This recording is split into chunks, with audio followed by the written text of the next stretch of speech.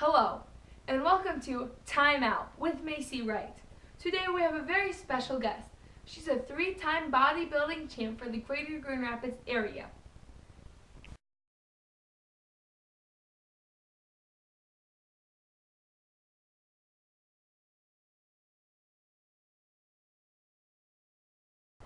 She was on the path to success that took a turn for the worse in 2007 when she almost committed suicide from an overdose of performance-enhancing drugs.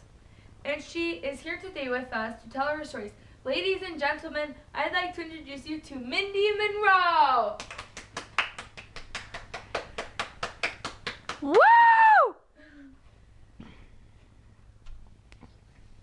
Thank you for having me. My goal in life is to travel around the country and let students know the harmful effects of performance-enhancing drugs. We really appreciate you coming. This is a very important topic for teenagers. Now, if you wouldn't mind, I'd like to ask you some questions. Sure, of course. Okay. What are antibiotics?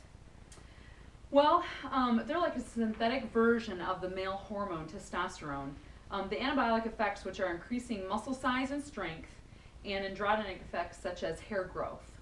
Okay.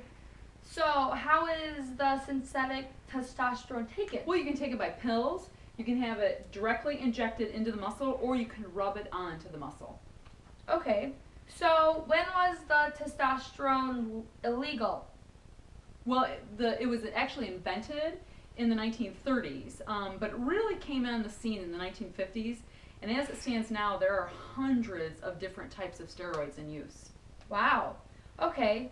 So, what is cycling? Well, cycling is when you alternate periods of off and on usage. Usually an average cycle lasts about 6 to 8 weeks, followed by 2 or 3 weeks off. Bodybuilders and other athletic types reduce the risk of side effects as well as they try to pass their drug test during the weeks off. Okay. So, along with, the drug testing and stuff, what is stacking? Well, here's where it gets really harmful. Bodybuilders don't usually take just one steroid.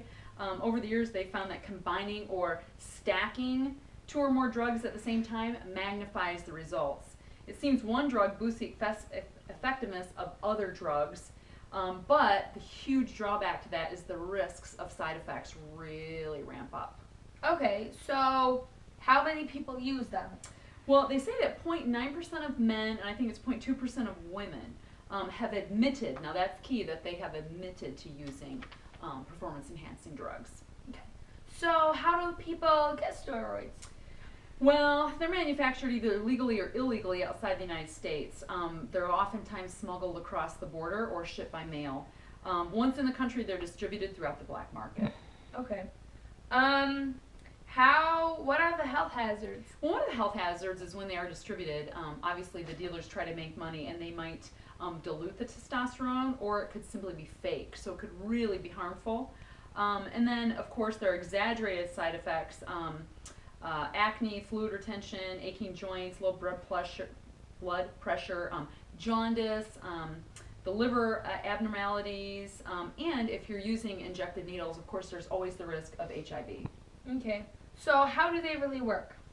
Well, the anti-abolic groups say that most athletes, coaches, and trainers report significant increases in, like, the muscle mass of people who inject steroids, but the shared the power from their use, but they're just not as effective. Well, I should say there are a lot of side effects, but they're super popular because you see results really fast. So going along with athletes and coaches and trainers, are they banned in sports? Oh yes, most sports federations, including the International Olympic Committee, have added them to their list of banned substances. Okay. So who takes them and why? Well, the media would have us believe that it's a bodybuilding problem, but actually that's just the tip of the iceberg. Virtually everyone, from amateurs to professional athletes, teenagers, models, they all use steroids to increase their strength and muscle size, as well as to decrease body fat. That's one thing that people don't often think of, that it decreases body fat also. And they're trying to improve their looks and be more competitive. Okay.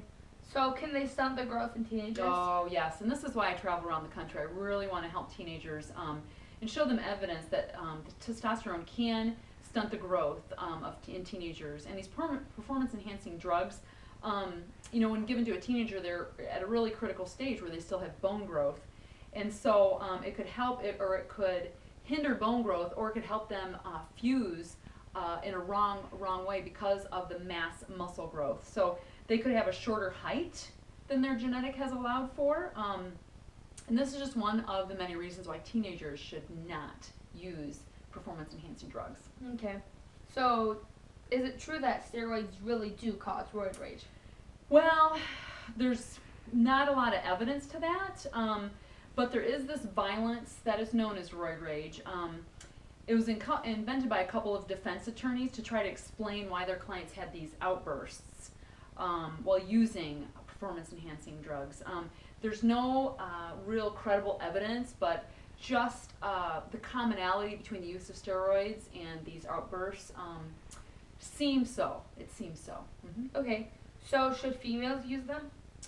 Wow. Well, here's something that I really want to talk to the females about. Because it's a derivative of the male hormone testosterone, females should not use them because they have very masculining effects on the females. A deepened voice, increased body hair, excessive acne for females.